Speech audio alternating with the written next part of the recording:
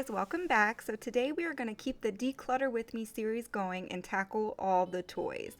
Now I'm trying to teach myself and my kids that having less things clouding our space will actually help us lead a happier and more productive life. So today, while the kids are gone, I am kicking this off with an epic toy declutter. Now we are not new to toy declutter and have already reduced their toys by about 70% of what they used to have, but they still are not able to keep them clean and tidy at all. So I'm going to be the bad guy today while they're gone, but help them out in the long run by eliminating toys to help them have a clutter-free play environment. Now my major goal in this decluttering is to ease some anxiety that my 4-year-old is already expressing when she drags everything out and then is surrounded by this huge mess. And this always seems so unmanageable to her, so I want her to be able to use her creativity and play freely without feeling so overwhelmed. Okay guys, so first I wanted to show you a before shot of what the kids' room looks like. Now this is not all of their toys, and maybe we will get to a few they have downstairs in a separate video, but I thought it was very important to start in their room because they make the biggest mess in here. I think part of the reason is they always play before bed, and it's tough to keep the toys out of my 1-year-old's reach, so I'm actually going to show you some tips I use to keep some things away from him by using a toy rotation system and actually putting some things in the closet. Now this has dramatically helped my kids and keeps some things out of their reach, and also helps Alicia from having to clean up after her little brother all of the time.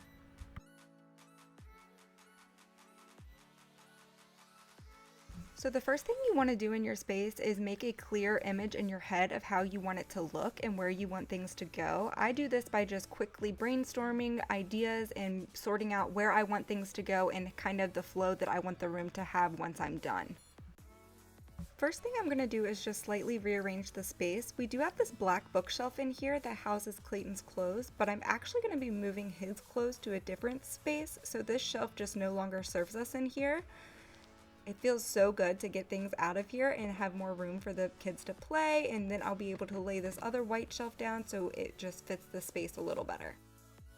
So now I'm just cleaning off this white shelf so that I can give it a good deep clean and just get a new fresh scent in this space. I like to do a deep clean just to get all the dust and grime off, and kids, touch everything, so everything's just always grimy and dirty. So I'm actually going to lay this shelf horizontally like I said, just so it fits the space a little better. And then to clean this, I'm just using a microfiber washcloth that I had. Anything really works, this just really gets the dust off well. And then I'm just using a mix of some essential oils with some white vinegar. I try to keep everything pretty natural in the kids' room like I said, because they do put their mouth on everything and then they touch everything and put their hands in their mouth, so it's just easier if you use natural products in their room. Also, with the shelf unit laying horizontally, it'll make it a lot easier for the kids to be able to reach and put things away where they go. So first things first, I just gathered up all the toys on the floor and sorted them into 3 piles. Now the first pile is what I knew were my kids' favorites, and I just went ahead and put them into the cubies to get them out of the way. And the second pile was things that they play with a good bit, but they maybe had too many of. And the third being things I knew we could eliminate. Now some people will think that this is a ton of toys, and some people will think that this isn't many toys at all. I personally know that this is just too many toys for my children, because being surrounded by so many things has already started to have an impact on their attention span. They are constantly looking for the next thing to get into, so my hope is by eliminating some of these toys, they will play better independently and not get so bored and anxious to move on to the next thing. So my advice is, if you are thinking about decluttering some of your kids' toys but just think that, oh, they play with all of them, just do it. Just get rid of some. I promise you they will play with what they have so much better if they have less occupying their mind. So these are just the toys that are very torn up and basically trash, so I felt very confident going ahead and bagging these up and getting them out of the way to clear the space. Then I just went in with the middle pile of toys. Now I know they play with a lot of these, but they're not their absolute favorites. So my goal with this pile was to actually eliminate about 50%, and I think I did a pretty good job. I know that I needed to eliminate at least 50% of these toys because with fewer toys, kids actually take much better care of what they have. I've noticed this trend since we started implementing the method with Alicia, where if we find something out of its home, then we take it and she does not get it back. So when she has less, it is much more motivating for her to take care of what she does have. With less toys, it's also much easier for little toddlers to self-organize because they do crave order in their life due to their brain still developing, and everything is just so chaotic, and everything else being chaotic around them does not help them. So to help create some order when putting the toys away, I separated them into type of toy and who the toy belonged to. Now I do have a ton of these cube organization systems from Walmart, and they are absolutely amazing for organizing all sorts of things around your house.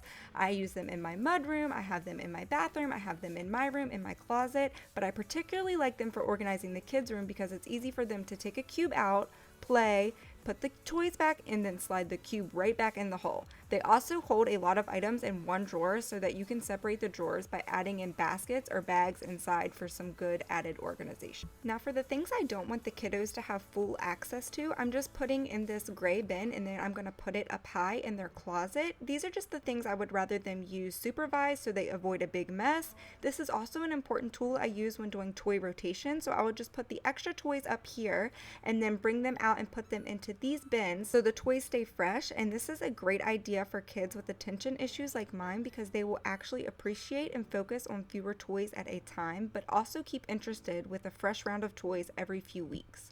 Then to help even further, I just attached these labels. I made sure to label and add pictures to make it super easy for the kids to remember where things belong and to help them when they are cleaning up. This will keep everything nice and clear so Alicia has no excuses when I ask her to tidy. I just got these labels from the Dollar Tree, and I just hope they hold their own against Clayton because he can be a bit destructive. I do blame myself for their destructive and resilient nature though, because they are so used to chaos and being surrounded by clutter and mess all the time.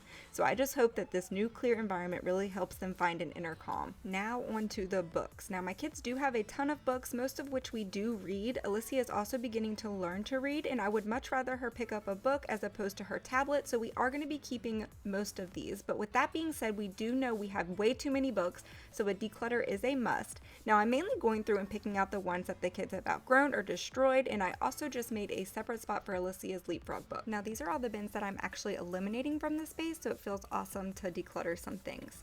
Under the bed is also a huge area that my kids love to clutter up, so I'm just going to rearrange it slightly so that Clayton can have an area to sleep down here. For the most part, Clayton has been sleeping in Alicia's bed ever since he learned to climb out of his crib and his pack and play. Now we co-slept for most of his life, so I think he's just very used to having someone near him when sleeping, and I'm totally fine with him sleeping in Alicia's bed for as long as she doesn't mind it. But I thought it was only fitting to give him his own space. So now he has a little space down here that he can sleep. This food truck is still in the way down here and it takes up a ton of space, but Alicia got it for Christmas, so we'll keep it for now.